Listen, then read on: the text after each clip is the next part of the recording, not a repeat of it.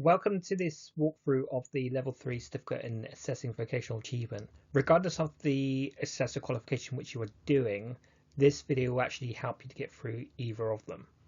Before we get going, we're just going to look at the roles in assessment. So the teacher and the assessor. So as the assessor, you will be assessing the progress of the learners, ensuring that they meet the qualification requirements. Final completion of the assessment goes to IQA, who will verify that the assessment has been carried out correctly, and once the IQA is happy with what they've seen, it then gets pushed onto the EQA for the awarding body to validate the assessment and to issue certificates. The aims of this session is to describe the structure of the 4 assessor qualifications, to create an assessment plan, and to record your assessment decisions. We will start with the Level 3 award in the understanding the principles and practices of assessment. So this is one unit, and this core unit is required for all of the other qualifications anyway. So as part of this, you need a complete portfolio showing that you understand the process of assessment. And this qualification is ideally for those who don't have access to any learners and they cannot complete the practical part in their workplace. The Level 3 award in assessing competence in the work environment is just that. It's about you assessing your colleagues or your co-workers' performance against set criteria in the work environment. The Level 3 award in assessing vocation-related achievement is based on you assessing within the classroom setting, so you're assessing against a course or a workshop. And then you have CAVA, which is the Level 3 Certificate in Assessing Vocational Achievement, and this covers all of the previous qualifications, and this is the gold standard of assessing qualifications. We're primarily going to look at the CAVA qualification as a whole, so there are 9 key tasks you have to complete, and actually depending on which qualification you're completing, it'll cover all the tasks regardless of what qualification you're doing. So the first thing to look at is the portfolio. So the portfolio is needed for every qualification that you do when it comes to assessing, and this is you demonstrating your knowledge in how to assess and the principles and practices of assessment. So this video doesn't really cover the portfolio side, but there will be quite a few areas when we run through the practical element of assessing that will tick off a lot of the criteria for the portfolio. Before we begin, we're going to look at the assessment cycle. So we always start with an initial assessment. So this is you to determine your learners' starting point. So what are their abilities to start? So you might use application forms, interviews, diagnostic tests, and discussions. And generally speaking, a lot of companies will use English and maths. This determines if you have the capability of achieving the program. Then we look at assessment planning. So you'll agree suitable types of methods of assessment with your learners, setting target dates or involving others who are needed, such as colleagues, witnesses, or workplace supervisors, to help you get the assessments completed. Then it's completing the assessments itself, so the assessment activity, and this is using relevant approaches and activities such as observations, questioning, assignments to help you to meet the objectives. So assessment can be formative, which is during a program, or summative, which is at the end of the program. So it's for us to determine whether we're going to be assessing progress, which teachers generally do, or we're going to be assessing the end of a qualification to see if they meet the standards. Then finally, we will look at the assessment decisions and feedback. So once we've reviewed the activity, we'll make a decision whether that learner's passed or that learner's referred. We'll give constructive feedback and developmental feedback to help that learner overcome any potential obstacles. Then lastly, we review progress. So this is for us to review the progress and achievement and discussing any other issues that a learner may have during the assessment process. What can we do better? How can we improve? And the cycle starts all over again for the next time.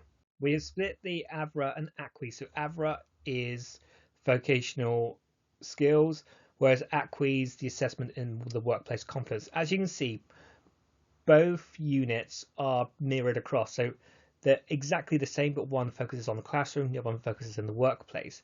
So you'll need to do the same plans, the same assessments, same reviews, and again, getting witness statements as well. You also need to do the portfolio. So if you can see the highlighted parts for each qualification, these are the elements that we will cover in this presentation. The next section is the most critical part of any assessment, and it's the planning stage. So we're going to be looking at planning assessment in the workplace competence and also planning assessment in vocational skills. So our planning is exactly the same in both units. Now, why do we assess? So if there is no assessment, how can you tell if learning's actually happened? Where do we know learners have met the requirements? So we need to assess. We're going to look at the 5 key types of assessment. So we start with an initial assessment. So this is generally speaking going to be an English assessment or a numeracy assessment, ICT assessment, and it's just gauging where learners are, what abilities they have to participate in the qualification. So if we're doing a level 5 qualification, they need to demonstrate they have the literacy and numeracy skills to help them succeed in that course. A diagnostic assessment is always used with initial assessment, and this is going into a little bit more detail. This could be things like interviewing, asking questions, just finding a bit more about that learner, what they intend on doing afterwards and why they want to enroll in the program. We might go into specific skills tests, so for example within the subjects, helping to gauge what knowledge they have to then determine what support we can give them on the program. Holistic assessment is about saving time and trying to assess multiple things in one go. So this could be you assessing multiple learners at the same time. It could be your learners being assessed multiple times consecutively in one go to make life a lot easier and quicker for everyone involved. Formative assessment is about us checking progress throughout a program. So it's no good us just waiting right until the end because we're not going to know if they're ready for that assessment. So formative might be something informal, just such as asking questions to see what their responses are, to see if they're ready to take their learning to the next level and to take part in the final assessment. Summative assessment is the last assessment we'll talk through, and this is basically the assessment method that determines whether a learner has met the outcomes, met the goals of the program to get their qualification. So this is like their final assessment, which could be an observation, it could be a exam, it could be anything, but this determines whether they've passed the qualification. Now, quite a lot of learners ask whether they should do a separate endpoint qualification, and to be honest, no, they don't. So endpoint assessment is a summative assessment. It's that assessment at the end. The CAVA qualification is the most critical one when it comes to assessing, and you don't need a separate qualification. It's just the CAVA qualification is all you need. If anyone tries to sell you an endpoint assessment, they really don't need to, because you don't have to have it. It's worth pausing this video here. So can you identify an assessment that you can use for your subject for each type? So that's for initial, diagnostics, holistic, formative, and summative. And here we have examples of these types of assessments. So your initial and diagnostic assessment, which we do together, can be a skills test followed by an interview. Your holistic assessment might be combining 2 or more assessments together. So when it comes to your CAVA qualification, it's ideal if you assess your learners across both assessments at the same time rather than getting them to come in at another time. And potentially you can assess all of your learners together in one place rather than again doing it at another time or a different location. Formative is an ongoing assessment, such as just asking a question during a class. And summative is that end assessment quiz or that assignment to meet those requirements to get their certificate. Now, assessment methods are the ways that we can assess our learners, and we always start with observations. So an observation is us watching the learners do something. So this could be watching them at work, this could be watching them carrying out a skill. And questioning is just that, asking questions, and these could be verbal or these can be written. Professional discussions are a 2-way conversation with your learner, and generally it asks your learner to talk about a particular subject, and during that discussion you might ask questions in particular areas to get more information out about that learner to show that they understand the topics. Projects and assignments are activities and tasks that you set your learners to do, and these could be anything really. So this could be you completing an essay, it could be you doing some research and presenting your findings, it can be literally anything. Examining work products is about your learners submitting work that they've already produced, and this could be stuff they produced in the workplace, it could be them writing reports, it could be them performing presentations. It's anything that they've already done, so it actually helps to speed up the process because they've got evidence they can do so, rather than us getting them to do something completely different, take more time up when it's actually not needed. Witness testimonies are useful, so we can rely on other people to help us to find out whether learners have met certain criteria in their places of work or in their courses. So for example, if we don't have the time to spend with learners to see whether they do a particular activity, so for example, if we all worked in customer service, we want to know how they dealt with a customer, instead of us having to wait around for them to have that natural opportunity to talk to them, we can use someone like a supervisor or a manager who's witnessed that, and they can give them their support to show how they've met that outcome. So again, it makes life a lot easier for you as the assessor, and it makes life a lot easier for the learner because they don't need to create things that they've already done. And recognition of prior learning is about us having a look at what learners have already done. So have they completed any other courses or any other qualifications which we can use to sign off elements of the qualification. So if you complete the level 3 award in education and training, there's quite a few parts of the assessing module which you could use towards this to make life a lot easier. Now, if we look at you progressing, if you're just doing the portfolio, then once you complete it, you'll get a certificate with credits to say that you've completed this unit.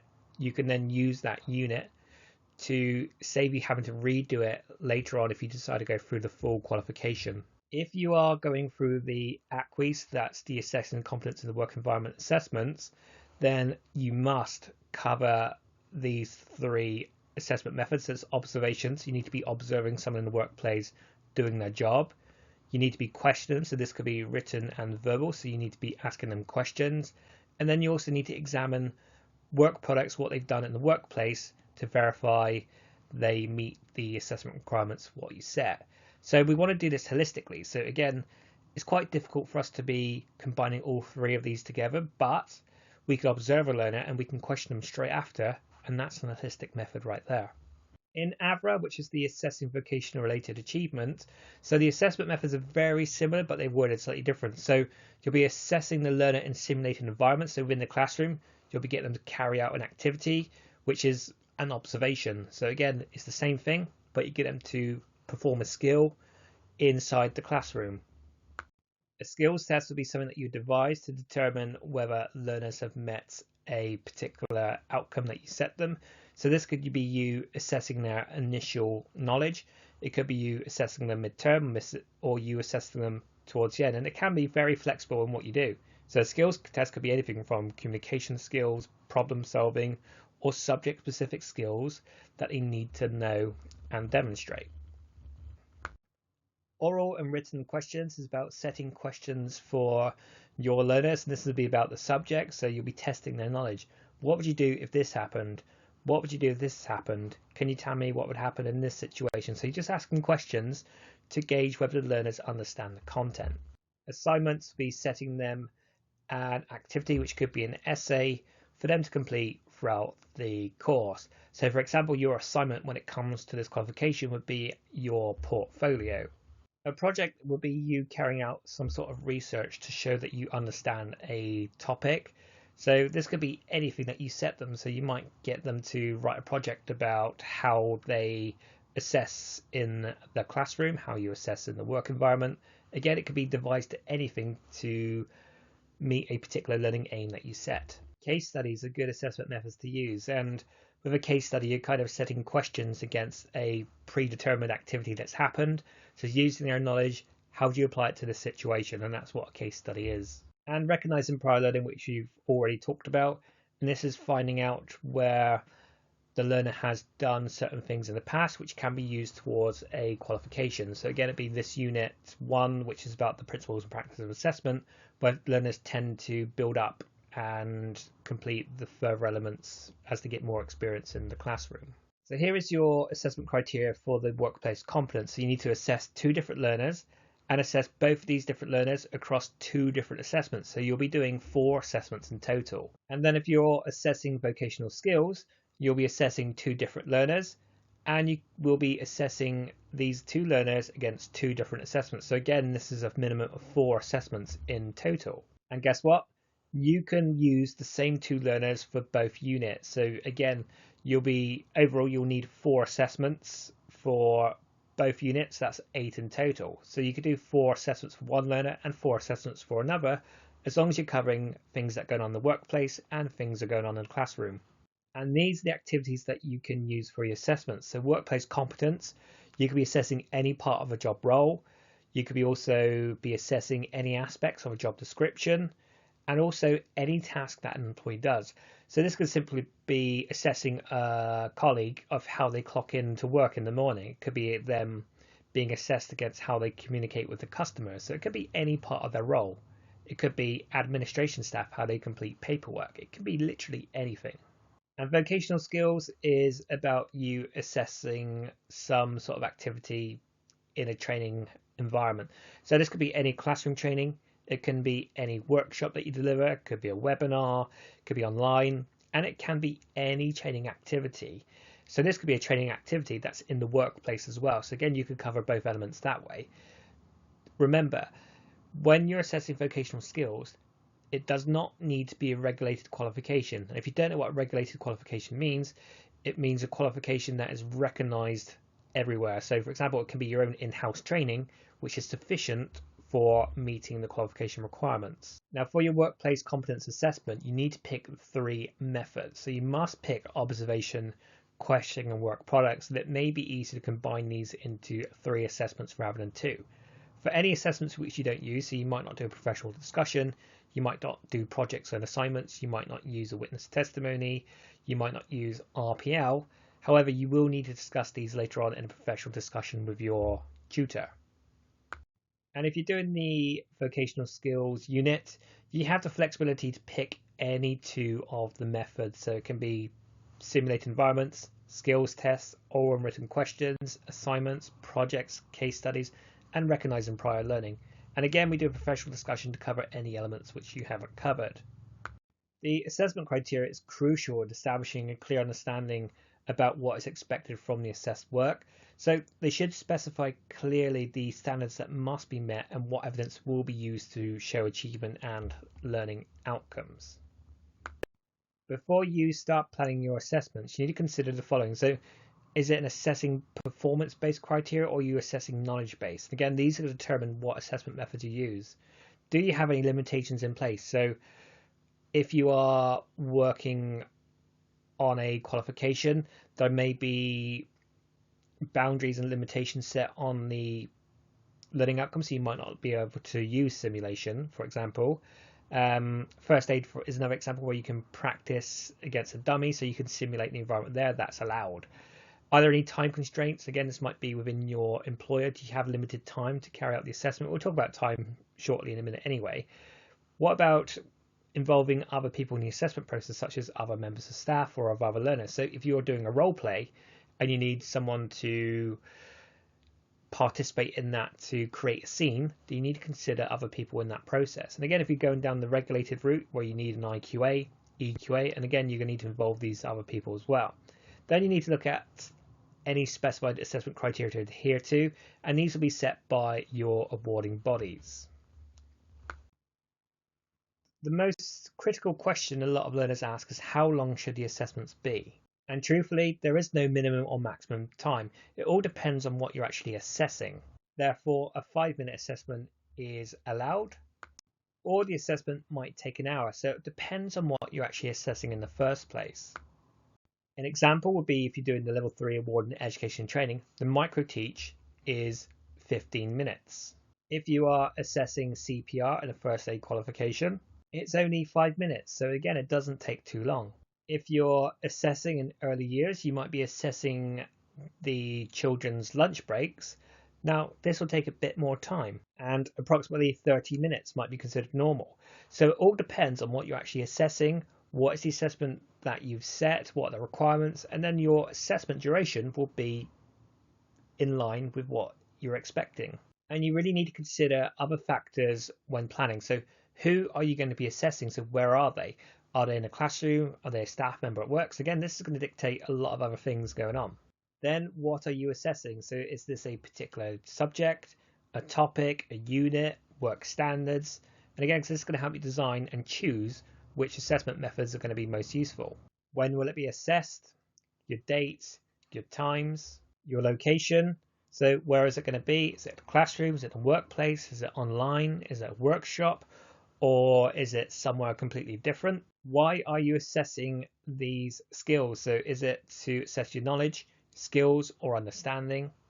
How will you assess it? So the types, is it going to be initial and formative, or is it going to be summative? The methods you're going to use, observations, assignments, tests, oral questions, looking at work products. Yeah, so what assessment methods are you going to use? What assessment types are you going to use to assess? When we make our assessment decisions, we really need to ensure that we make our decisions against specified criteria. So we can only assess against what we are supposed to assess. We're not assessing against our own personal opinions or our own personal bias. It's about plain black and white. What are we assessing against? So this makes everything fair. So an example of this would be to demonstrate CPR, which we'll be assessing against a learner calling 999, opening the airway, checking for breathing, performing 30 chest compressions, performing 2 rescue breaths. This is the whole criteria. We're not assessing anything completely different.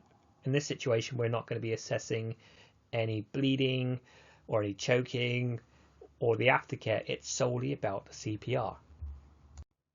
The most critical element you need to think about is setting your own marking criteria. So what do your learners need to do to pass the assessment? So you really need to specify what's needed for them to do. So it's not ambiguous, it just needs to be set clearly so the learners know how to prepare and what to do in that situation.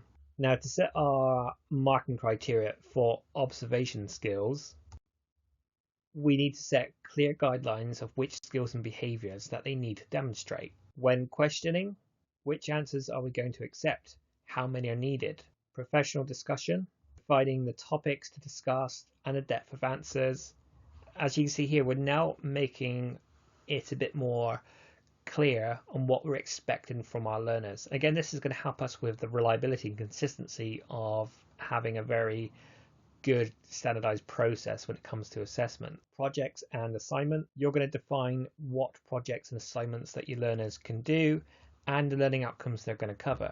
Examining work products, which work products are you going to accept? How many? The types? Is there a format?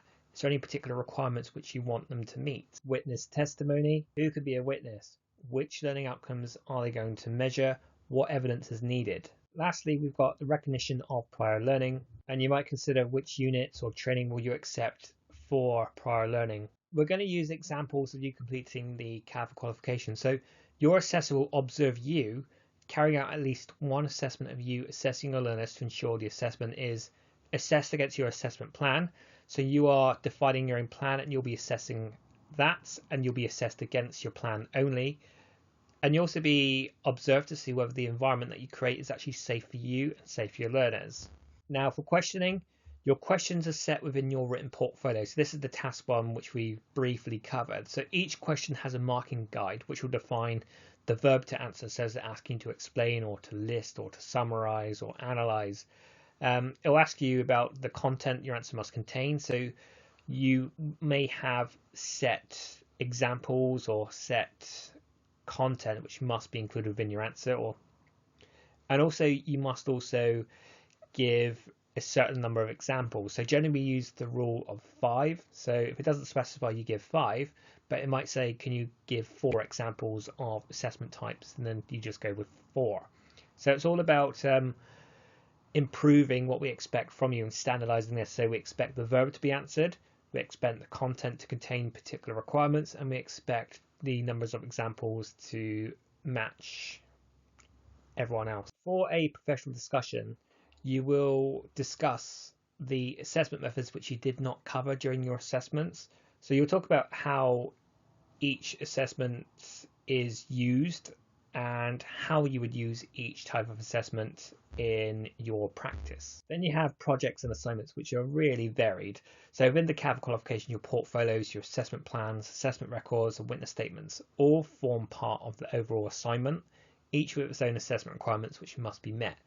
So you would set the required criteria for each project and assignment that you create or follow the AO guidance for that. Then you've got examining work products. So within the ACWE units, that's assessing for workplace environment qualification, you must set the criteria for work products that you will assess against. So your work products must clearly define the assessment criteria that you're covering, what you're assessing, the purpose of assessing this particular work product, and the marking criteria for each product. So again, are there any boundaries or any limitations within that product which your learners must meet? So again, you're going to set these requirements.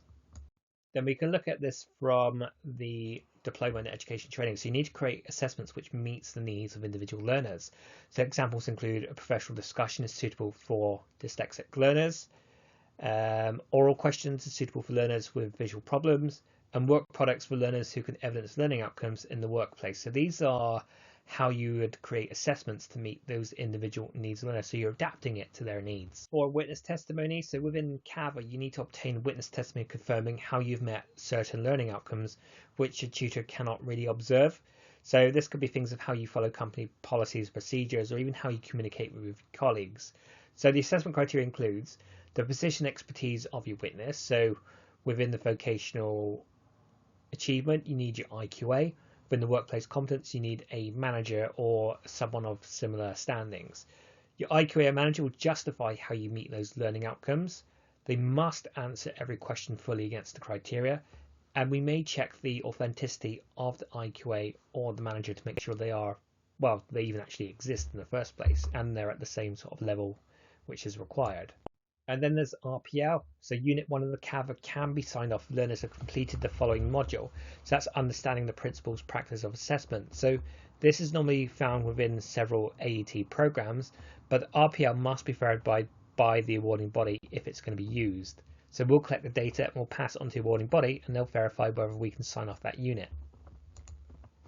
Now, we've already said that we need to make our decisions against set criteria. So we need to ensure that we make this criteria crystal clear, and this makes life a lot easier from a learner because they know exactly what we're looking for, but at the same time as we know what we're marking against, and this makes it fair to everyone involved. We're not going by our own opinions and our own biases in that situation. Ethical means the methods used are right and proper for what is being assessed and the context of assessment. So again, it's trying to make it as accurate as possible to what we are assessing. So for example, if we want to watch someone in the workplace, we're not really going to be using a professional discussion. We're just going to observe them. So that's going to be most relevant in that situation. So ethical is about being relevant to the assessment method. So how closely can we make it to that assessment need? Safe is an area where learners often get confused. It's nothing to do with learner safety. That's nothing to do with health and safety. So this is about ensuring that the learner's work can be confirmed as valid and authentic. So this is their own work. So when it comes to online learning or distance learning, there is nothing to stop learners from being able to copy their work from the internet and submit that. So it's ensuring that we take into account the possibilities this could happen and to allow us to be certain that the work produced is actually the learners in the first place. So remember, when it comes to safe, it does not mean health and safety in this context. Fair means that the methods used are appropriate to all learners at a required level, taking into account any particular needs. So all learners should have an equal chance of an accurate assessment decision. It's not us treating every learner the same. As we talk about equality and diversity, where it's about giving the same opportunities, but everyone's different, so we don't treat them all the same. It's about giving that fairness to everyone, so everyone has that same access to fairness. We are talking about reasonable adjustments and all learners having that same opportunity for fairness when it comes to their assessment. VARCS is one of the most common terms you'll come across when it comes to assessment. So this means that the work is valid. So the decision was based on the requirements of the qualification or standards being assessed. We're not assessing against something completely irrelevant here. We are only assessing on the requirements of the assessment. Authentic means the work has been produced solely by the learner, so we might use specialist software to check for plagiarism. We might ask learners to sign an authenticity statement. We might do exit reviews to determine whether learners have actually taken in that information and it's their work. It's about that work being produced by the learner only. So this is why we need to be careful with like group work or even in our roles as teachers and assessors that we don't help the learners too much because the work becomes our own. Reliable is about that consistency. Are we making consistent decisions? So would we make a similar decision for a learner with a similar answer? Again, it's all about standardized practice. Reliable is about consistent assessment decisions. Current is about the work being still relevant at the time of the assessment, ensuring that the learner has evidence of current knowledge and skills at the time. So for example, in first aid, when we had COVID, we got rid of the rescue breaths. So now COVID's gone, we now have to ensure that we assess our learners against the latest guidelines. Current means assessing against the current guidelines in the industry. Sufficient means the work covers all of the requirements at the time, ensuring that all the requirements have been met by the learner. This could be following organisational and assessment guidelines. And we might refer sufficient to having enough examples in your answers and having the right depth of answer meeting those verbs. Now we know SMART means specific, measurable, attainable, realistic, and time-bound. So when we plan our assessments, we need to use words that are measurable. So we want our learners to apply, to outline, to list, demonstrate. Do not use the term understand, because how do we measure that? If we say, right, you're going to understand the CAVA qualification, how? It's all about how, and how do we justify that? So ensure that you use your action verb. Now, to set SMART criteria for marking, you need to be specific of the marking criteria. So what exactly do we want from our learners? Set the parameters of a pass and a refer. So for us, normally when you're completing your portfolio, you need to give 5 examples. So that is your parameter. So what's the difference between a pass and a refer? So you need to be quite clear here. You need to set the content requirements of what you expecting your learners to give as an answer. You might even want to suggest content, and don't be afraid where learners can actually come up with their own ideas. As long as they're correct, does it really matter? Set the depth of the answer. So do you want them to list? Do you want them to explain? Do you want them to analyze? Do you want them to evaluate? This is key for setting your criteria. So the verbs are really important. Set the number of examples needed. So we always go with the rule of thumb for 5 unless otherwise stated. So this means if a learner gets one wrong or it isn't quite right, we've now got several other examples we can use, and we can certain learner understands what they're talking about. If it's appropriate, you might need to set an order in which the learner should be answering. So if you use first aid, for example, learners don't usually jump into CPR. They should really be checking to make sure that learner, or that casualty in that matter, is breathing first. And the idea of using these SMART guidelines is transparent. So what it means transparent is the learner knows exactly what to expect. That are going to be easier for your learner to actually meet that criteria. When you give feedback, it's going to be objective rather than subjective. So it's not going to be, right, I think what you've done is not quite right. It's actually, these are the requirements, this is what you've done. So again, it's not quite right, so we need to improve. Having these clear guidelines is what makes your decisions a lot more reliable. So if we're looking for 5 examples, there's no ambiguity here. It's got to be 5 good ones, rather than, you know, you just left open to interpretation depending on the assessor's own personal opinions of what is required. And because of that, there are fewer complaints and appeals, because the learners know what to expect. They know what the assessment, they know what the pass guidelines are. So it's worth pausing this video here. Set a SMART assessment for your own subject. Holistic assessment, as you are aware, means to save time. So can we combine assessments together to make it a lot quicker? So if you looked at first aid, for example, you could have CPR, primary surveys, recovery positions. This falls into a very logical process, a very straightforward assessment, which covers so many different aspects in one go. So is there much point keeping them separate, or can you do it together? So look at your units, your learning outcomes and assessment criteria to be assessed. Where can you combine them? What types of evidence that will be acceptable? So for an observation, these are good examples because you can just watch your learner just move on to the next stage. When and where the assessments will take place. So when it comes to your assessments, can you assess your learners in one go rather than having to come back and do it again? So make it easier for yourself, make it easier for your learners. The duration and timing, so what are you assessing, how long is actually needed? So even if we combined a primary survey, the CPR, recovery position, and even your secondary survey, realistically it still doesn't take too long. So it all depends on what you're actually assessing. Review dates. So when it comes to review dates, check when your learners will be coming in. Look at opportunities where you could get your learners to cover multiple assessments in one go. So again, if your learners are traveling, it's going to save them a lot of time. And record an outcome and action plan, which should also be signed by the candidate and the assessor. And this is really good practice for IQA process. But you don't really need to worry too much about this for now. So holistic assessment. Assess all your assessments at the same time. So observations followed by questions. Assess multiple learners at the same time. So can you get them both in at the same time to do so? And again, can you assess them across both units rather than just the one? It's going to save time for all of you involved. Now we're going to look at assessing workplace competence and assessing vocational skills. So we've done our plans. Our plans are now solid. We need to look at how we assess them. As part of your assessment for either the units, you need to be observed by your assessor carrying out at least one observation. And this will generally be online, so you might stick a laptop in the corner of your room and you'll just press the record button. Your tutor can observe you whilst you're doing so. And this is the advantage of using technology. So for example, doing questions, you could be asking your learners questions. You can record this and it makes life a lot easier for evidence. And then you have that added benefit for yourself. So if you record an assessment, you can actually go back and reinforce and check over any decisions that you've made. Now you need to consider your video recording. So is the video covering the whole assessment? So I've seen it where learners have taken a recording and they're so close to those learners you can't really see anything.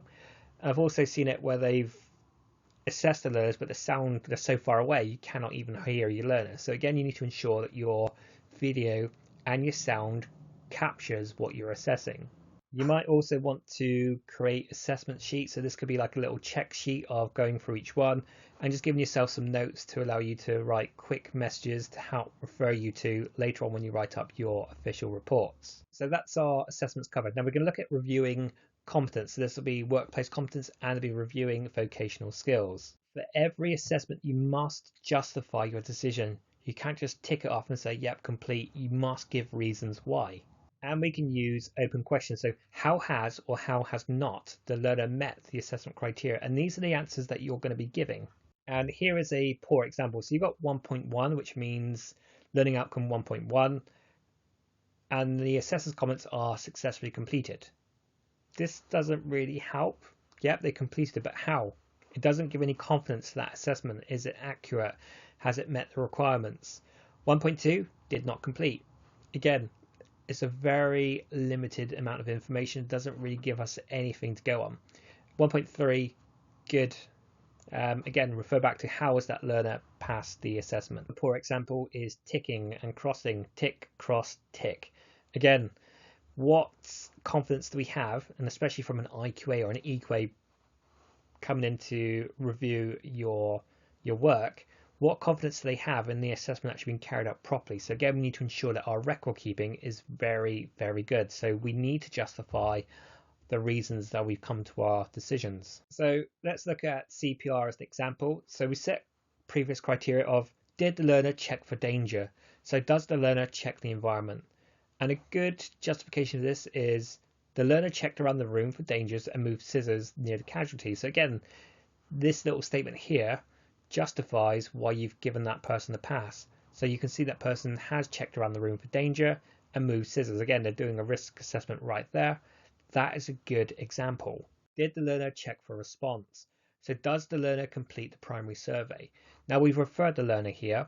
So the justification is the learner has checked if the casualty was alert by asking the casualty if they could hear them, but the learner did not ask the casualty if they could open their eyes. And this is a requirement in the assessment.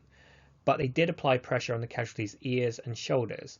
So they didn't quite meet the full assessment criteria. However, the assessors justified why that person's referred. So they need to ask the candidates to open their eyes. So Annie, can you open your eyes? So it's really important here that our feedback justifies our decisions. Again, by justifying this, there's going to be fewer complaints in the whole process. The next learning outcome is whether the learner shouted for help. So did they ask for 999 to call an ambulance, and did they ask for an AED? So the assessor has passed the learner on this occasion because the learner asked a bystander to call for an ambulance and get an AED. So it's quite clear here that they met the learning outcome. Now what we can do is put them all together. So 1.1, which is the learning outcome of checking for danger. So did the learner check for around the room for dangers and remove the scissors near the casualty? Great. 1.2, the learner checked if the casualty was alert by asking the casualty if they could hear them. The learner did not ask the casualty if they could open their eyes.